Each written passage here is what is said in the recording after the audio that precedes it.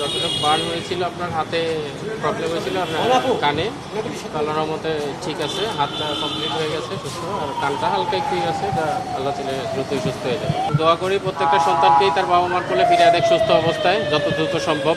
এটা প্রত্যেকটা বাচ্চাদের জন্যই দোয়া রইল। আল্লাহ পাক আমার সন্তানকে যেভাবে সুস্থ অবস্থায় ফিরিয়ে দিচ্ছে, প্রত্যেকটা সন্তানকেই সুস্থ অবস্থায় ফিরিয়ে দিচ্ছে। আপনার ছেলে কি বলেছে ওই সময়টায়, আসলে কি অবস্থা? অ্যাকচুয়ালি ওই সময় তো ও খুব নার্ভাস ছিল, আতঙ্কিত ছিল, আর হচ্ছে আপনার মানে খুব চিৎকার করতেছিল, পড়ে গেছিলো হাতে, তখন খুব চিৎকার করতে হয়েছিল, শুধু কান্না করতেছিল।